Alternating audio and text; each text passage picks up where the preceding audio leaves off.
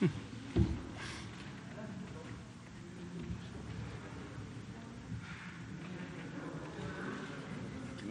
acompañamos. Muchas gracias, Hugo.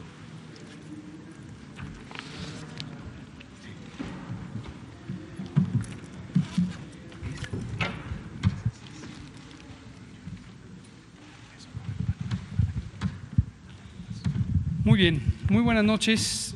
Son las 19:02 de este martes 26 de mayo de 2020.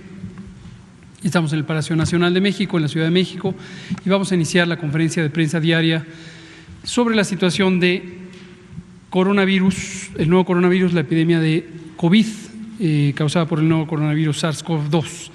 Hoy nos vamos a tener varios temas, vamos a tener el informe técnico, vamos a tener el martes de movilidad y el doctor Ricardo Cortés, director de promoción de la salud, hablará de la movilidad en el espacio público. Y también tenemos el gusto, como siempre, de que nos acompañe nuestro querido amigo y compañero, el maestro Zoe Robledo, director general del Instituto Mexicano del Seguro Social, para hablar de un tema que nos parece extraordinariamente importante también, y es las trabajadoras del hogar, las personas trabajadoras del hogar. Y nos acompaña Marcelina Bautista también, quien es la coordinadora del Centro de Capacitación para Trabajadoras del Hogar. Ya nos explicarán ella y el maestro Zoe sobre cómo el IMSS ha hecho una transformación muy importante sobre los derechos o el cumplimiento de derechos de la salud y la seguridad social para las trabajadoras del hogar. Bienvenidos, Zoe, Marcelina, muy bienvenidos. Le pido entonces al doctor José Luis Salomía, director de Epidemiología, que nos presente el informe técnico. Con su permiso, señor secretario. Muy buenas tardes a todas y todos. Vamos a hacer el informe ejecutivo para poder dar tiempo a todas las participaciones. Estamos en la conferencia vespertina número 88 y en el día número 65 de la Jornada Nacional de Sana Distancia. Veamos la actualización del panorama internacional, que es la siguiente diapositiva. Continúa en la misma proporción la pandemia activa, 24% de todos los casos confirmados hasta el momento representan esta actividad. Vemos cómo el porcentaje de las Américas se ha incrementado, estaba siempre alrededor del 50, ahorita ya está en un 54, y esto también es a expensas de que en la región europea continúa la disminución de la cantidad de casos activos. Veamos la siguiente diapositiva, la actualización de los números del día de hoy. Son 74.560 las personas que han sido confirmadas a COVID-19, de un total de 235.129 personas que fueron clasificadas como casos sospechosos y por lo tanto se les tomó una muestra.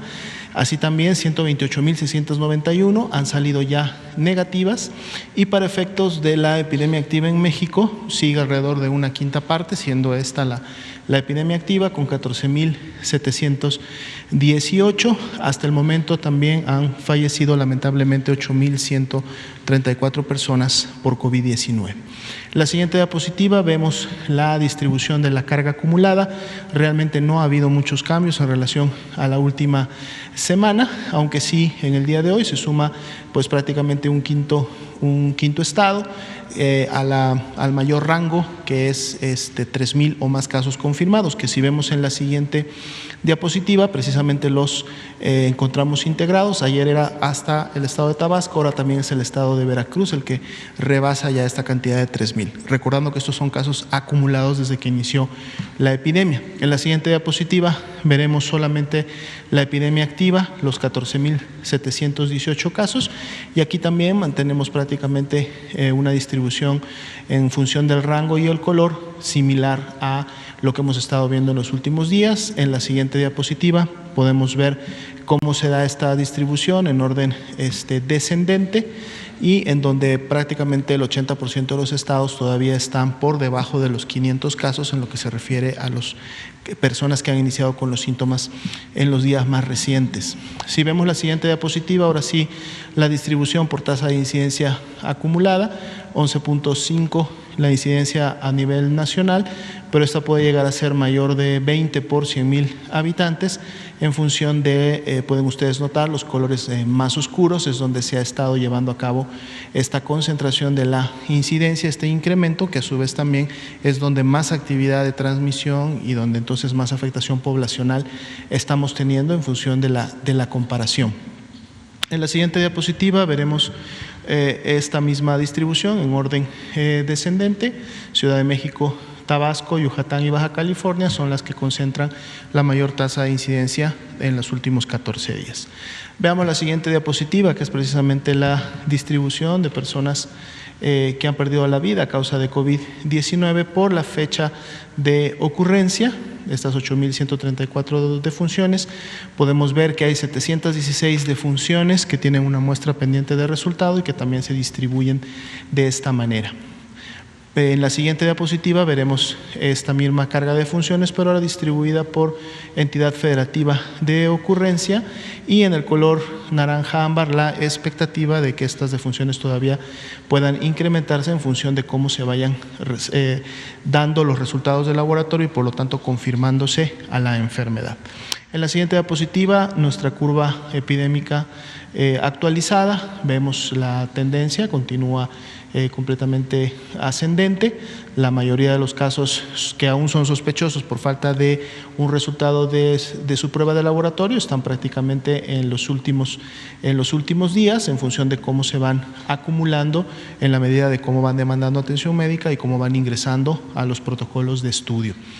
En la siguiente diapositiva, la carga acumulada, los 74.560, fue un incremento de 4.9% al día de ayer, pero que representó 3.455, y podemos ver cómo se incrementó la barra de color naranja en la parte inferior en relación a los 2 días previos, que representaban, ya decíamos, un poco más la actividad del fin de semana, y que ahora empezamos a ver ya una actividad más apegada a lo que está sucediendo en las entidades federativas. Veamos ahora la ocupación y disponibilidad hospitalaria. 96%, la notificación del 730 de 759 hospitales que realizaron su notificación en la red IRAG. 9.399 fueron las camas IRAG general que reportaron como ocupadas, por lo tanto es una ocupación del 38%, la cual, si recordamos números previos, se ha mantenido prácticamente estable durante los últimos 5 días. En la siguiente diapositiva podemos ver la distribución, ahora sí, de esta disponibilidad. Guerrero encabeza la ocupación, en este caso con la menor disponibilidad. Se está trabajando ya de manera conjunta con el Estado para poder tener siempre camas disponibles. Ciudad de México, Estado de México, Baja California, Hidalgo en su momento eran estados que ya venían teniendo esta actividad, aunque se ha podido nivelar en función de que aún queda una buena proporción de disponibilidad. Si vemos ahora en la siguiente diapositiva las camas especialmente orientadas a la atención de pacientes críticos, 34% es la ocupación media a nivel nacional, pero también México, Baja California, Guerrero, Ciudad de México, mismo Chiapas en su momento están teniendo la mayor ocupación, aunque todavía cuentan con disponibilidad de camas en función de los porcentajes que están en la parte superior. Estamos agregando una diapositiva más el día de hoy, que es la siguiente, para ver un poco cómo ha sido precisamente la evolución de los hospitales que en su momento han notificado a la red IRAG. Vemos cómo empezamos allá por el 24 de abril con alrededor de 650 hospitales notificantes, y por ejemplo para el corte de ayer ya se llegó a 759. Esto también tiene que ver con el incremento en la designación de este tipo de unidades que hacen las entidades federativas, en donde van definiendo cuáles son sus hospitales COVID y los van además dotando de equipamiento, de personal y de insumos para que puedan estar siempre atendiendo a los casos. Entonces aquí vemos cómo esto también, a efectos de la reconversión y la expansión, es parte de la preparación y de la respuesta que a nivel hospitalario se ha tenido en México desde que se inició y que ha ido incrementándose en función precisamente de las necesidades de demanda de atención hospitalaria. Sería la actualización para el día de hoy. Muchas gracias, doctora Lomía. Le pido enseguida al doctor Ricardo Cortés si nos comparte el informe de movilidad. Con mucho gusto, doctor. Muchísimas gracias. Muy buenas tardes a todas y todos. Buenas tardes a todos en casa. Vamos a analizar, como cada martes, la movilidad en los estados con el mismo fin de ver cuáles de los estados han llegado a esta meta mínima de disminución del 65% de la movilidad en los espacios públicos, con 3 diferentes fuentes de información: el sistema de Google, Twitter y de Facebook. La línea azul que ven, la barra azul, es el 23 de marzo, marca el inicio de la Jornada Nacional de Sana Distancia. Como podremos ver en estas primeras 4 gráficas, Baja California Sur se ha mantenido por debajo de la meta del 65%. Aguascalientes, a pesar de que Google muestra que se ha mantenido en esa meta, parece ser que los usuarios de Twitter han incrementado su actividad en el estado de Aguascalientes. Invitamos a la población a seguir manteniéndose en casa, dado que esas son las solicitudes que se han hecho de parte de la Autoridad Sanitaria Federal y estatal. Baja California también un poco por encima del 65%, pero manteniéndose. Y como pueden observar en esta última gráfica, Campeche, los usuarios de Twitter ya por debajo del 65% y el resto de usuarios manteniendo cercano al 65%.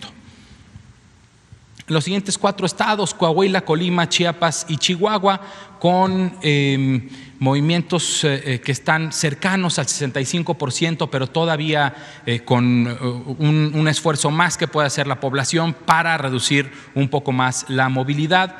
Sobre todo llama un poco la atención los usuarios de Facebook en el estado de Colima, que inclusive en algunas fechas han sobrepasado la barra del 0, o sea, eso quiere decir que están saliendo de forma excesiva de sus casas. La siguiente, por favor. Ciudad de México, con la misma tendencia, muy pegado al 65%, Durango todavía por encima y con un crecimiento en últimos días, Guanajuato descendiendo un poco los usuarios de Twitter, la movilidad. Sin embargo, los usuarios del sistema operativo Android de Google están por encima, casi llegando al 50%, y en Guerrero básicamente todos los sistemas muestran que están llegando al 65%. La siguiente, por favor.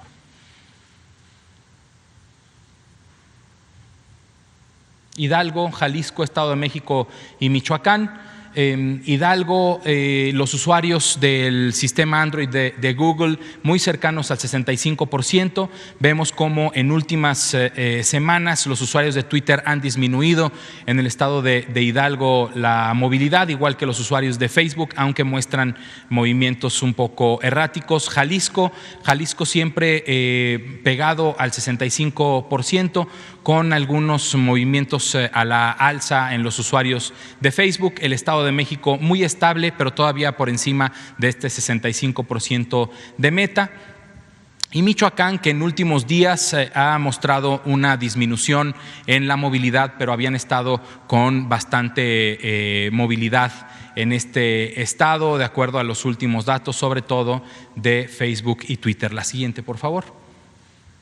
Morelos, Nayarit, Nuevo León y Oaxaca. También en realidad Nayarit, por ejemplo, es de los que mejor han sobrepasado la meta del 65%, sobre todo los usuarios de Twitter, no así los usuarios de Google y de Facebook. Nuevo León, con un comportamiento bastante homogéneo y queriendo llegar a esta meta del 65%, todavía falta un poquito. Oaxaca, lo mismo, que también muestra en últimos días un descenso en la movilidad. La siguiente, por favor. Puebla, Querétaro, Quintana Roo y San Luis Potosí. Aquí lo que podemos observar es cómo Quintana Roo sigue manteniéndose por abajo inclusive del 85%. No así Puebla, Querétaro y San Luis Potosí, que aunque tienen datos bastante homogéneos y queriendo llegar al 65%, todavía la población puede hacer un mayor esfuerzo. En San Luis Potosí se nota un pequeño repunte entre los usuarios de Twitter en los últimos días, incrementando la movilidad. La siguiente, por favor. Sinaloa, Sonora, Tabasco y Tamaulipas. Con Sinaloa, un incremento en la movilidad de los usuarios de Facebook. La verdad es que se ha mantenido muy pegado al 65%, pero en últimos días con mucho movimiento los usuarios de Facebook.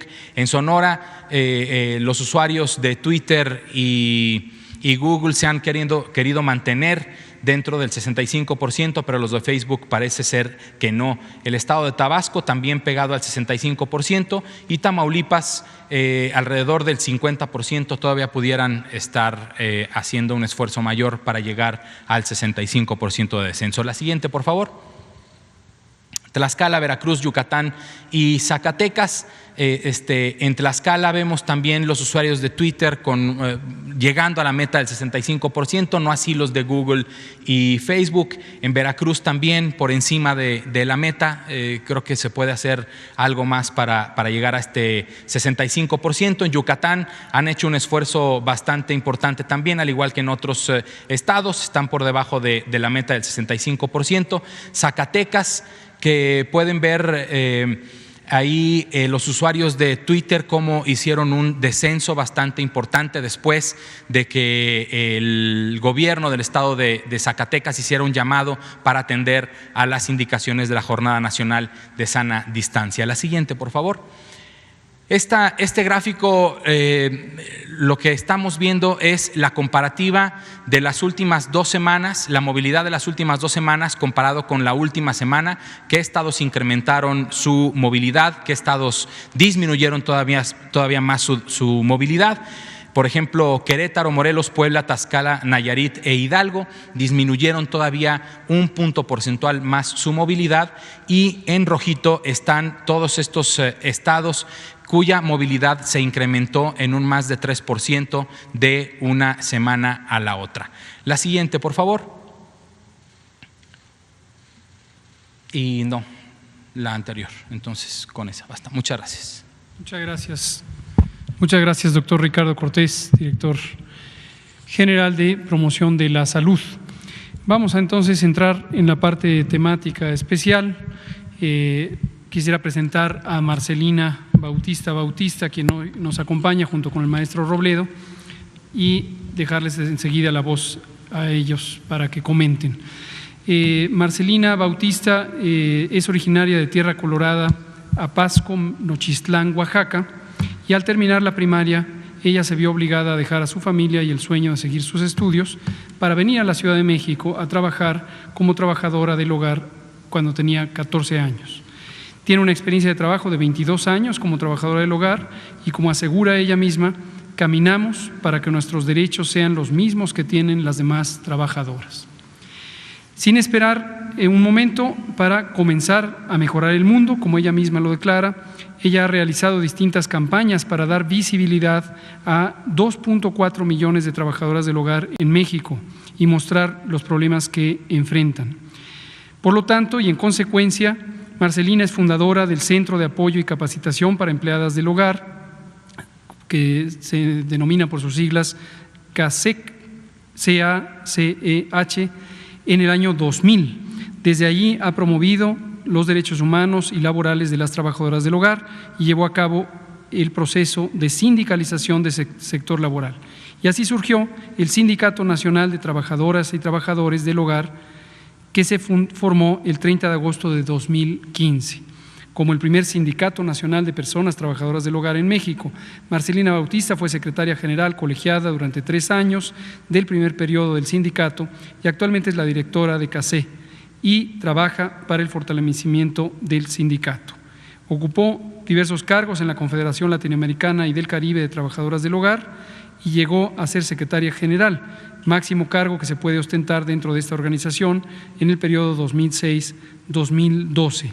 Finalmente, ella fue coordinadora regional de la Red Internacional de Trabajadoras del Hogar 2009-2013, después coordinadora regional para América Latina y de la Federación Internacional de Trabajadoras del Hogar de 2013 a 2016. Tiene una extensa participación en distintos foros donde se ha expresado estas posturas y la necesidad de garantizar, reconocer, promover los derechos de las y los trabajadores del hogar en una forma organizada, en congruencia con los compromisos que los distintos Estados miembros de la Organización Internacional de Trabajo han firmado, entre los que está desde luego México, en particular el convenio 189 y la recomendación 201 sobre el trabajo decente para trabajadoras domésticas de la Organización Internacional del Trabajo, que se firmó el 16 de junio de 2011 en Ginebra, Suiza.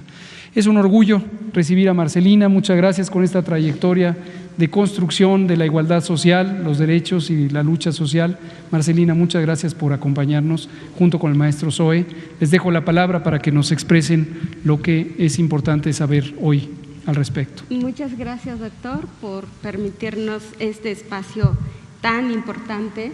Y pues el tema que traemos hoy es la situación de las trabajadoras del hogar, que ha sido uno de los primeros sectores que han sufrido pues esta pandemia, y vamos a presentar más adelante que el doctor va a hablar sobre un video que vamos a presentar, pero hoy precisamente el movimiento en la defensa de los derechos laborales de las trabajadoras del hogar lanza hoy la campaña Cuida a quien te cuida, que cuenta con el apoyo de Alfonso Cuarón y participan organizaciones civiles, artistas y trabajadores de la cultura. Agradecemos también el acompañamiento del Gobierno de México, que nos brinda este espacio para comunicar esta campaña que hoy iniciamos. En México, 2.3 millones de personas trabajadoras del hogar, 96% no cuenta con seguridad social, 98% no cuenta con contrato y muy pocas tienen otros tipos de derechos, por lo cual sus ingresos hoy en esta crisis han sido afectadas enormemente. Nosotras hemos trabajado de marzo para acá, donde hemos recibido cerca de 300 compañeras, de las cuales les han reducido el salario, las han despedido injustamente y las han mandado a sus hogares en una cuarentena sin derechos, especialmente el salario, ¿no?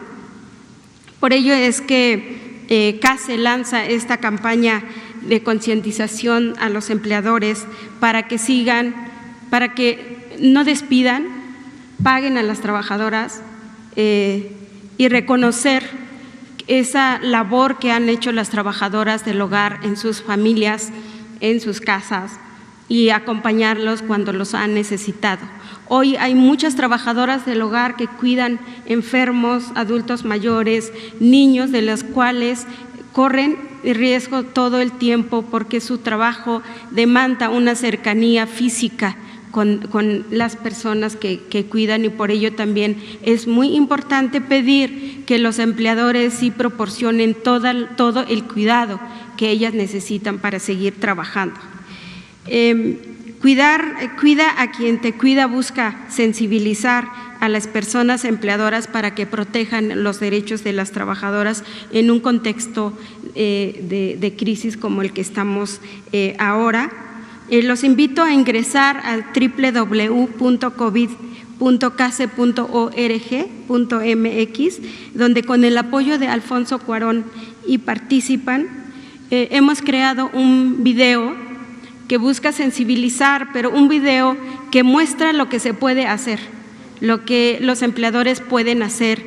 Y esto no es una cuestión de caridad, no es un favor, es un derecho que las trabajadoras del hogar merecen en este momento, y pedimos esa solidaridad a los empleadores para que les sigan pagando a ellas y tengan el derecho a una cuarentena con un salario íntegro. Los invito también a ver este video y ayudarnos a difundirlo para sensibilizar a toda la sociedad mexicana que también no solamente las trabajadoras del hogar están perdiendo derechos hoy, sino muchos otros grupos que han sido muy importantes en nuestra sociedad, que son los que han trabajado para sacar adelante con su trabajo, ya sea vendiendo, ya sea haciendo zapatos o X trabajadores de los cuales están ahora necesitando de los apoyos. Y entonces, con este video, con el hashtag Cuida a quien te cuida, pido a todos los empleadores que hagan lo correcto y empiecen a respetar los derechos de los trabajadores, trabajadoras del hogar, que hoy ya están en la ley. Ya todos los derechos de las trabajadoras está en el capítulo 13, por lo tanto no hay excusa para no respetar un día de descanso, unas vacaciones. Entonces, las trabajadoras que están de planta, pido desde aquí que también ellas tengan el derecho a descansar durante el tiempo que están trabajando en el día y los fines de semana. Hay trabajadoras que ya llevan 2, 3 meses encerradas, como ellas dicen, y por supuesto que están viviendo una crisis de estrés. Entonces también hay que dar atención a las compañeras. Paso la palabra al señor José. Gracias. Muchas gracias, Marcelina. Si me permiten, para una presentación con algunos datos adicionales. Todos los días a esta hora, el doctor Hugo López-Gatell y todo su equipo han insistido en una pieza, quizá la columna vertebral de la estrategia de distanciamiento social: quédate en casa. Pero ¿qué pasa con las personas que su trabajo depende de poder entrar en las casas de alguien más? ¿Qué pasa con las personas que viven en la casa de alguien más y, como lo acaba de narrar Marcelina, en algunos casos les han pedido retirarse? Pues sus ingresos se ven comprometidos de una manera muy dramática, de una manera que no es digno de una sociedad como la mexicana. Y hay casos en donde hemos visto ejemplos y gestos de responsabilidad, porque es cierto, no se trata de un tema de caridad, sino de responsabilidad y de solidaridad también, pero en otros casos no. En ese sentido, lo ha dicho ya Marcelina, el universo que identifica el INEGI es de 2.4 millones de trabajadoras del hogar, la gran mayoría de ellas sin contrato, con jornadas muy largas, sin pensión o posibilidades de ahorro. Y aquí también, desde hace un mes, todos los días a las 6 de la tarde, hemos destacado cómo para el grupo que forma parte del proyecto piloto, se puede pasar a la siguiente, hay una medida que puede servir, que es el crédito de 25,000 pesos, pero esto no es suficiente, porque puede llegar, en el mejor de los casos, al 1% de las trabajadoras del hogar que viven en nuestro país y que trabajan en México. Y justo hoy, que es martes de movilidad, aquí en esta conferencia, este es un diagrama de cuál es el lugar de nacimiento de las trabajadoras del hogar y cuál es el lugar donde trabajan. Si lo podemos ver aquí, el 19.6% de las trabajadoras nacieron en la región sur del país. Y en esta línea gruesa de color rojo se indica cuál es el flujo de movilidad al interior de nuestro país. Es decir, la mayoría trabaja en el centro. El 7.7 trabaja en la región sur, nada más el 24.6 en la región norte y el 53.7 trabaja en el centro del país. Es decir, se trata de una migración interna y en ese sentido también sabemos que gran parte del salario de las trabajadoras del hogar lo ocupan para mandar dinero a sus hogares, a sus lugares de nacimiento, a las casas que dejaron durante de hace muchos años atrás, una suerte de remesa. Por eso es que estos círculos de solidaridad no es solamente pagar lo que le corresponde a alguien que lleva a cabo un trabajo, sino que también se despliega, se desdobla en otras acciones solidarias. En la siguiente podemos ver, como les decía, que hay un proyecto piloto desde hace un año. Este proyecto llegó tarde porque tuvo que pasar una sentencia de la Corte, reformas legales, para que después, en abril del año pasado, junto con la Secretaría del Trabajo, se echara a andar este proyecto piloto que afortunadamente a 22,300 trabajadoras y trabajadores del hogar, hoy, en la siguiente, los ampara el régimen ordinario del Seguro Social.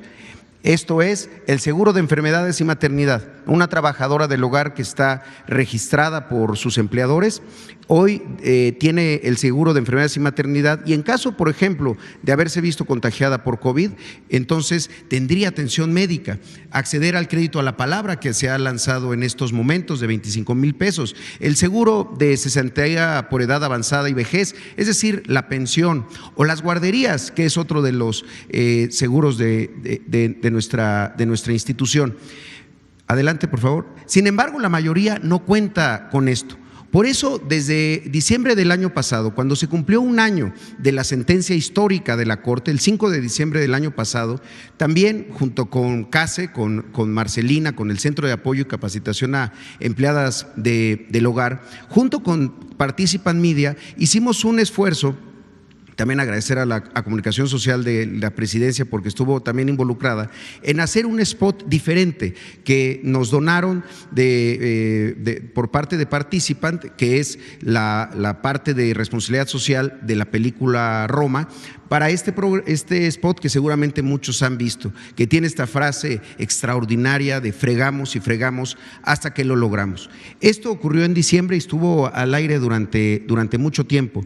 Sin embargo, a pesar de eso, el programa piloto sigue teniendo un ritmo muy lento, porque pareciera que seguimos sin entender que no es un tema de caridad, insisto, es un tema de responsabilidad y de salud también, porque como lo ha dicho Marcelina, muchas trabajadoras del hogar terminan llevando a cabo labores de cuidadoras de adultos mayores, de niños, en muchos casos tienen en estas jornadas laborales tan largas otras funciones distintas a las del aseo o la cocina, como podríamos pensar. En ese sentido, son muchos los elementos que se han ido conjugando para pensar que la nueva normalidad pasa por hacernos cargo de nuestras responsabilidades y que todos y cada uno de las personas que utilizan el servicio del trabajo del hogar, ya sea de planta o de entrada por salida, tienen que registrar a las trabajadoras para darles seguridad social, para darles los derechos que les corresponden. Pero esto, en estas etapas de incertidumbre, también hay otras salidas, hay otros mecanismos que pueden funcionar justamente para que el tema del salario no se vea comprometido. Y en ese sentido estamos muy agradecidos con CASE, con Marcelina, con Participant, con los hijos de la Malinche, desde luego con Alfonso Cuarón y con todos quienes han hecho esta nueva campaña, que los queremos invitar a que la vean, a que se sumen, a que la difundan y que entendamos que parte de la nueva responsabilidad, de la nueva normalidad, es también una nueva responsabilidad, hacernos cargos y concientizarnos de que en estos momentos ayudar a quienes nos ayudan siempre es una de las mejores formas de ser mexicano y mexicana. Entonces, si nos permiten, quisiéramos pasarles el video.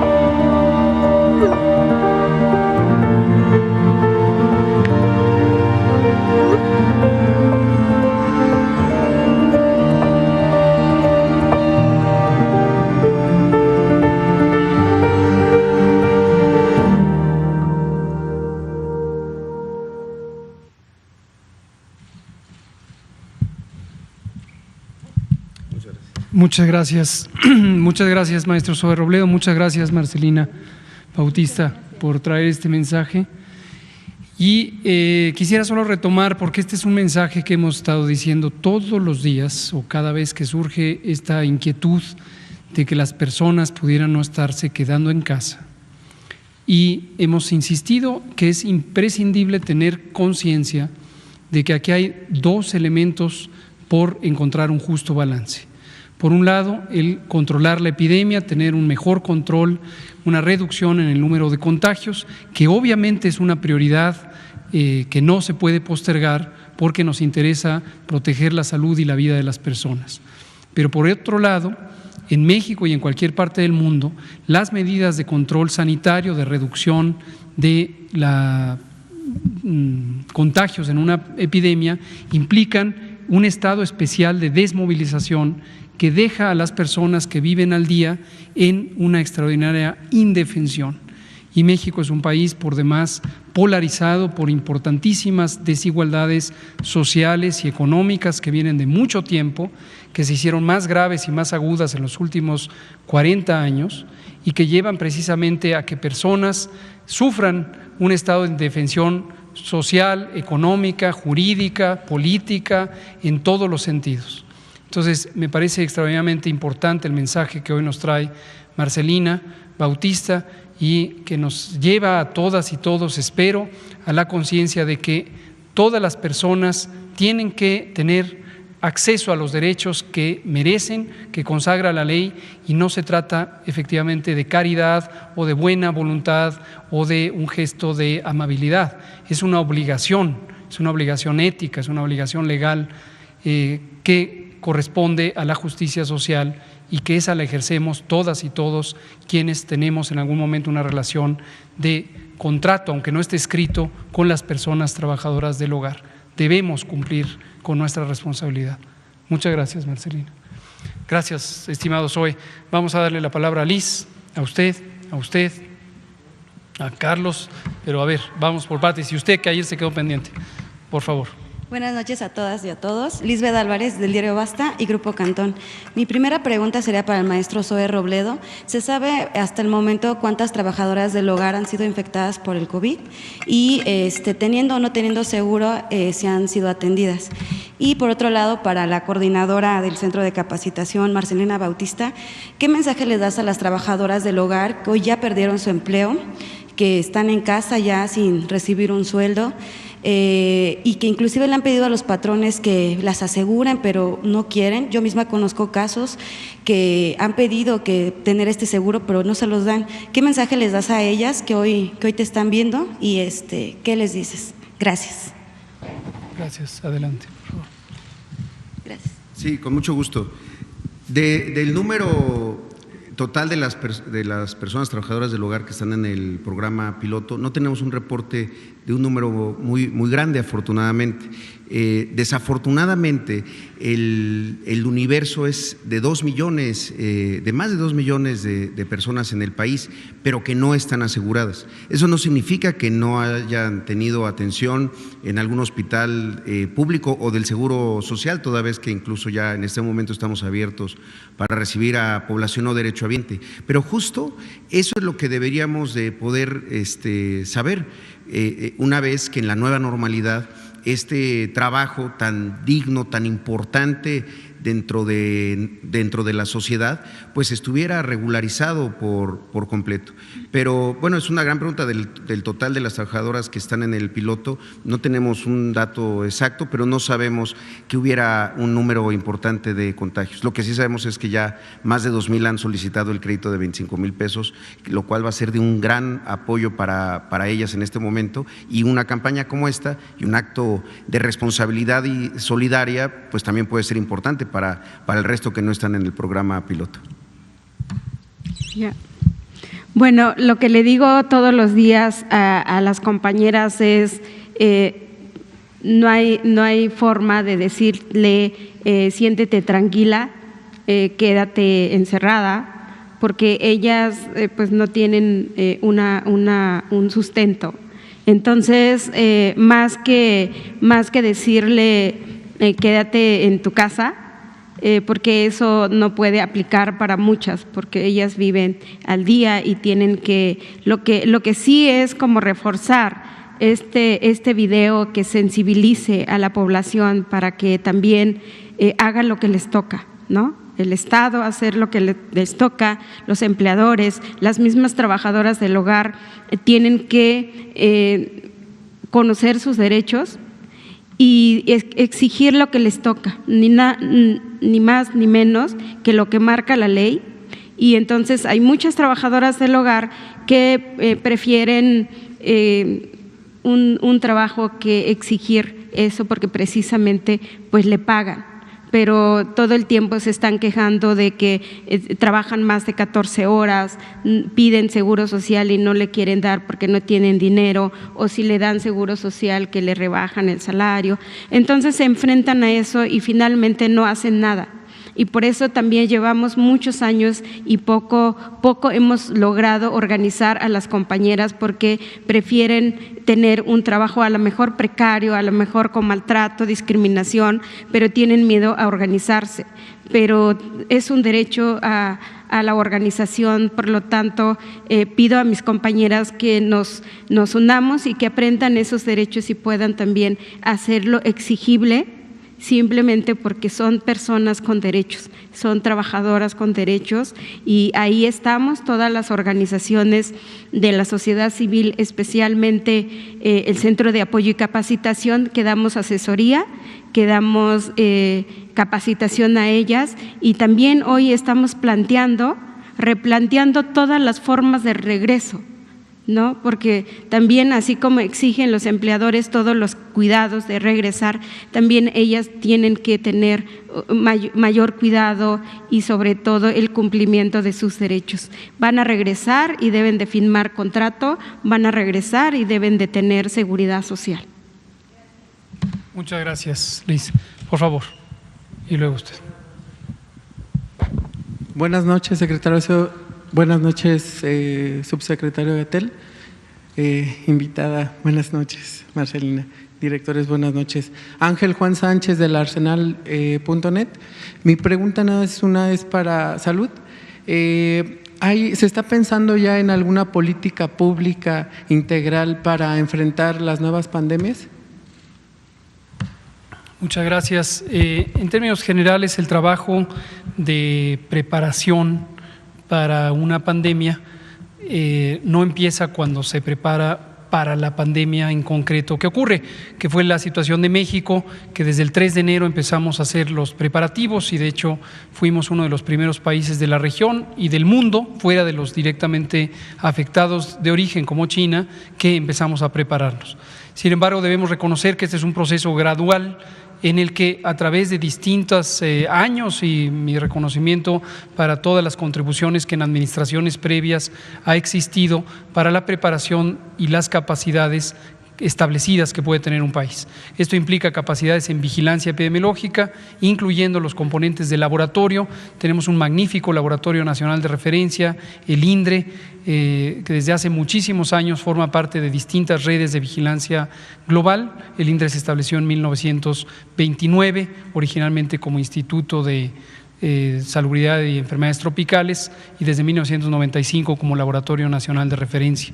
Implica tener, ya dije, un sistema nacional de vigilancia epidemiológica, implica tener capacidades de respuesta en salud pública, incluyendo comunidades profesionales de epidemiología de campo que puedan hacer la investigación de brotes, la promoción de la salud, que puedan hacer la vinculación con los sistemas de salud, los sistemas de procuración de atención médica, en fin. Es decir, es todo un repertorio, la investigación científica que es fundamental. Hoy lo estamos viendo con las contribuciones de estas comunidades académicas de matemáticas y matemáticos y geógrafos y geomáticos que nos auxilian en este empeño. Entonces, todo eso es un proceso de preparación que se da a lo largo de mucho tiempo, y cada vez que hay una nueva pandemia es una oportunidad para revisar las lecciones que se pueden aprender en el proceso de estar siempre preparados.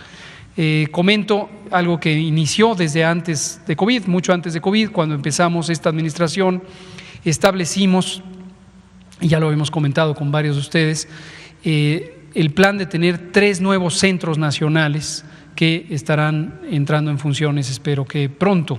El Centro Nacional de Emergencias en Salud, que será un centro especializado para la coordinación, la preparación y la respuesta ante emergencias de salud.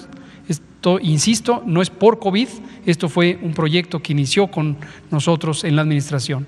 El Centro Nacional de Diagnóstico en Salud, que aprovechando las capacidades del INDRE y la Red Nacional de Laboratorios de Salud Pública, extendería sus capacidades para normar, regular el desempeño de los laboratorios de diagnóstico clínico, y el Centro Nacional de Inteligencia en Salud, que fusionaría el Sistema Nacional de Información en Salud y el Sistema Nacional de Vigilancia Epidemiológicos en un solo elemento, con un nuevo enfoque que es el de inteligencia en salud, que es una disciplina mucho más amplia. Estos son 3 de los elementos de estos planes de preparación que, insisto, COVID nos da la razón de la importancia de dar estos pasos, pero son proyectos que iniciaron con nosotros en la administración. Muchas gracias. Vamos a darle la palabra al colega de Sonora y después allá está Blanca Valadez, luego nos vamos con Carlos y también la compañera de allá atrás. Por favor. Sí, ¿qué tal? Buenas tardes, doctor. Efectivamente, de Sonora, Demián Duarte, de Pasión por los Negocios, Política y Rock and Roll Radio y Lobos FM. De hecho, mi pregunta es específicamente sobre Sonora. Estamos preocupados en el Estado y, bueno, entendemos la lógica de que hay muchas pandemias dentro de la pandemia y que quizás Sonora, por la incidencia, no es tan trascendente por el momento, porque pues no representamos mucho, tenemos poco más de 1,300 casos confirmados. Más sin embargo, hemos visto, por ejemplo, ahorita en el informe de movilidad, parece que en Sonora se han estado portando mal, estamos arriba del 65%. Y la otra es que vemos con preocupación una tasa de contagio mucho más allá de lo normal en la clase política de nuestro estado. La alcaldesa de Hermosillo está enferma de coronavirus, el secretario de gobierno está enfermo de coronavirus, el secretario del trabajo lo está también, diputados del Congreso que han estado sesionando además han resultado positivos a coronavirus. Entonces, me gustaría a mí, porque hemos visto con atención las gráficas que presenta de los casos de Culiacán, de Tijuana, quizás de Veracruz, de Tabasco y de la Ciudad de México, me gustaría que en algún momento fuera posible que nos presentara cómo está la curva en nuestro estado. Sabemos que por la extensión de Sonora es difícil porque pues tenemos Hermosillo, que es un caso, Nogales, San Luis Río Colorado, Cajeme, etcétera. Y la otra es, usted, doctor, en particular, pues tiene muchos seguidores que ven esta conferencia de prensa cotidianamente en Sonora. Me gustaría que en el caso particular, y dado que ya se demostró que tenemos una movilidad arriba del 65%, nos ayudara a hacerles un llamado a los sonorenses para que se disciplinen y se queden en casa, como usted lo ha planteado, ¿verdad? Para que podamos aplanar la curva también allá. Muchas gracias. Con mucho gusto. De hecho, he grabado mensajes específicamente para Sonora con un mensaje semejante al que he grabado para otras entidades federativas, y es en este sentido, como usted muy correctamente dice, y aplica para todo el país: si no reducimos la movilidad quedándonos en casa, no vamos a tener una reducción de los contagios. Efectivamente, Sonora, aquí le puedo compartir de manera informal, lo estoy viendo frente a mis ojos, el informe técnico que nos comparten los colegas matemáticos. En el caso de Hermosillo, se estima que el momento acme, pico, cresta de la curva epidémica ocurrirá al final de mayo, cerca del 4 de junio. Todavía les falta un trecho largo de la epidemia, posiblemente la epidemia se propagaría hasta la primera semana de agosto.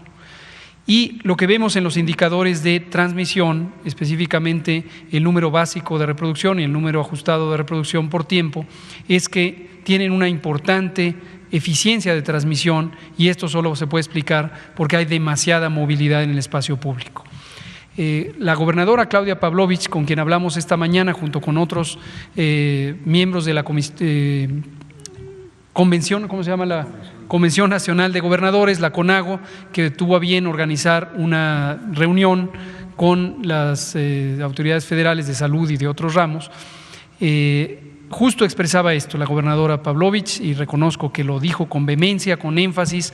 Dijo: cuando ustedes en la Ciudad de México hablan de que vamos a la nueva movilidad, en Sonora se percibe como que aquí estamos en la nueva normalidad. Entonces, mi reconocimiento a la gobernadora, que se lo toma muy en serio y que fue enfática en pedirnos precisamente, coincide exactamente con lo que usted me está diciendo, hacemos el llamado al estado de Sonora, lo hacemos para todo el país, pero en este caso también para Sonora.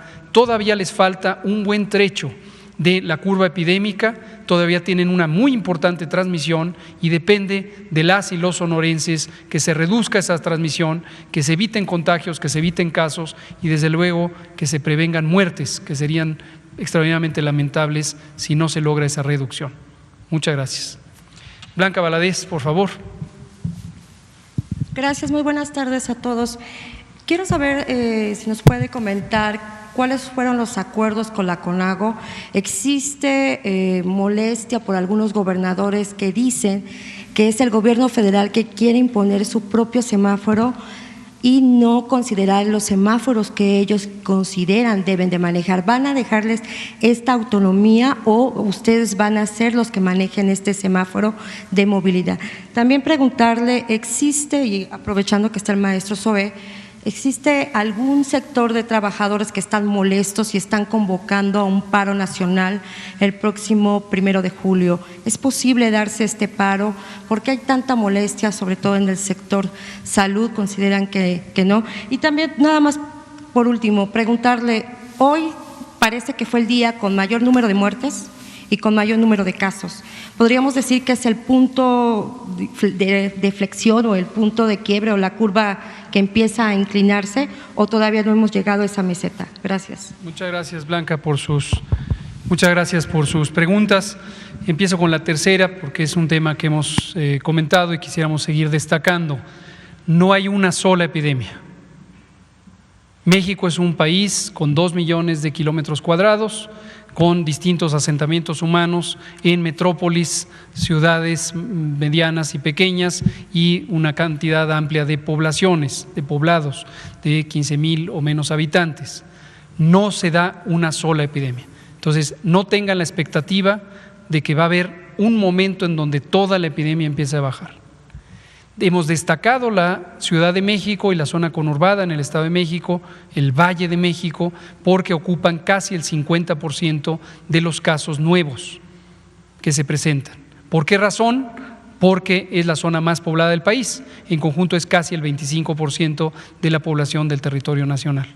Entonces, en este momento tenemos el periodo de la cresta y que está en una meseta. Ya empezamos a ver señales tempranas de reducción en la incidencia de casos. Enseguida empezaremos a verla en las hospitalizaciones y en las hospitalizaciones críticas, que tienen un desfase de 5 a 7 y de 15 días respectivamente.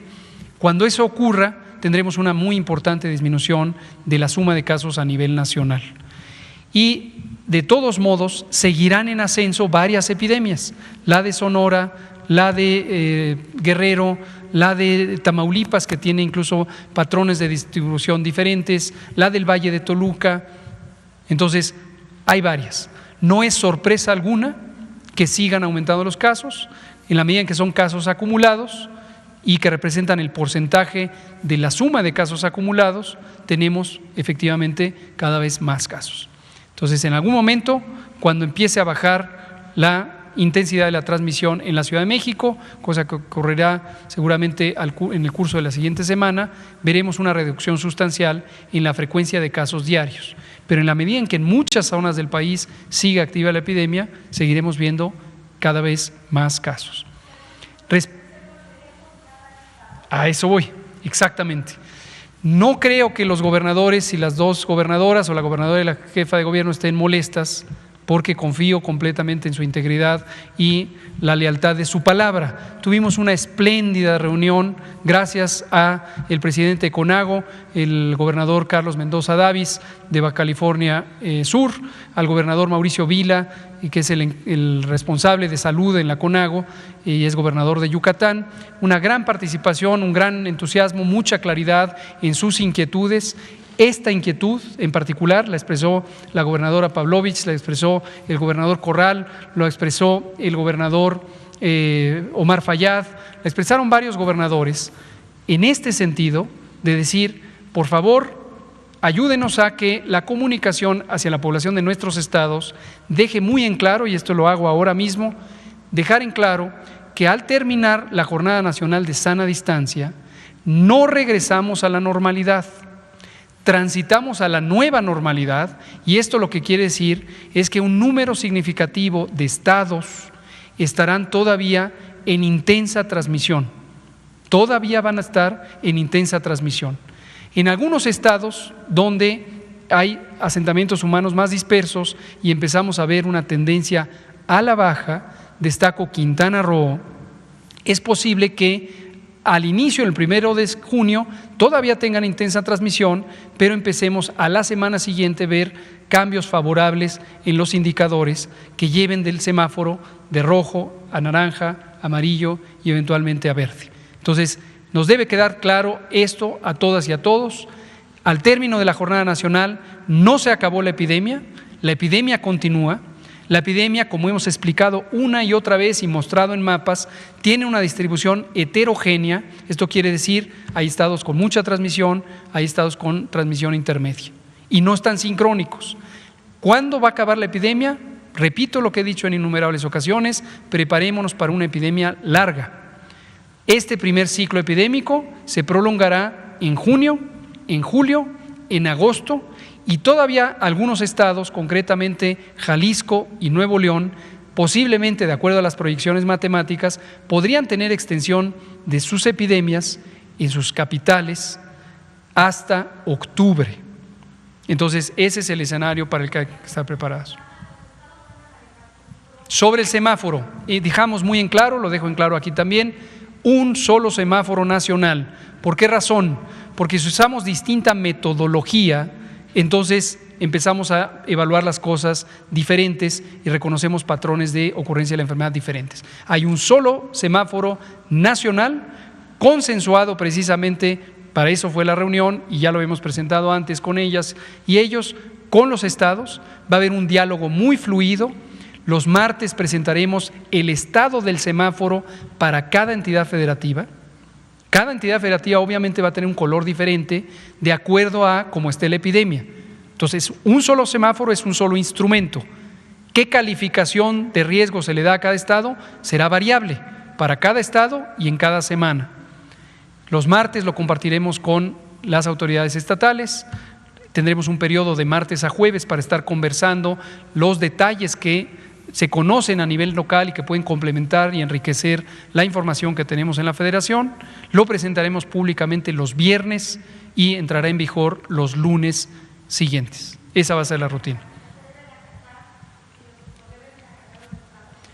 Como también hemos explicado, la Ley General de Salud y otras disposiciones son muy claras cuando hablan de concurrencia. Concurrencia quiere decir hay dos partes al menos que participan en un mismo proceso y la Ley General de Salud establece con claridad qué tramo le corresponde a la autoridad federal, qué tramo le corresponde a la autoridad estatal. Los estados pueden tener disposiciones adicionales que hagan más estricta la regulación sanitaria o el manejo sanitario de la epidemia, pero no disposiciones que relajen disposiciones federales. Maestro Suárez Robledo. Sí. Muchas gracias. Simplemente decir que nuestra tarea es, por un lado, siempre escuchar a los trabajadores en todos los casos y que la responsabilidad de entregar y tener equipos de protección personal para el personal que sean los adecuados y de calidad nunca es producto o respuesta a una manifestación, simplemente es lo que hemos estado haciendo durante las últimas semanas en todos lados y además por parte de todas las instituciones. Y respetamos todas las manifestaciones que puedan haber. Uno de los elementos fundamentales de este gobierno es el respeto a la libre manifestación, el respeto a los derechos democráticos y constitucionales. Entonces, creemos que debemos de mantener esa posición de respeto y de apertura, pero y seguir resolviendo en todos lados, no solo donde no hay manifestaciones, en todos los lugares donde haga falta. Está siendo una epidemia, una pandemia muy larga Y eso significa tener que seguir adquiriendo equipos de protección personal en todos lados, en un momento en donde todo el planeta está en situaciones más o menos similares, sobre todo ahora aquí en nuestro continente. Entonces, es algo que va a ser de carácter permanente y hay que seguir resolviendo, como lo hemos dicho en gerundio, todo el tiempo, resolviendo, comprando, adquiriendo, distribuyendo y sobre todo administrando al personal que lo necesite. ¿Puede hacer un paro nacional o no? No me correspondería decir legalmente, vaya, creo que no entiendo su pregunta. Legalmente, si se puede hacer un paro nacional. ¿El personal médico puede tener esta opción de hacer un paro nacional por la inconformidad que tienen respecto al equipo que les están dando? Es que me parece que habría que revisar el caso específicamente. Trabajadores de la salud son casi 1 millón en todo el país, de todas las instituciones y sumando a los privados. Y hay diferentes sindicatos, el caso del Sindicato Nacional de Trabajadores del Seguro Social. Hemos trabajado de manera muy cercana en lo que han sido también sus demandas: equipo de protección personal, bonos, reconocimiento, jornadas, incorporación de equipos COVID. Muchas gracias. Se nos acabó el tiempo, estimado Carlos, son las 20:01, pero mañana continuamos con las conferencias de prensa. Muchas gracias, maestro Zoe Robledo. Marcelina, muchas gracias por acompañarnos y dar este importante mensaje. Compañeros José Luis y Ricardo, nos vemos mañana.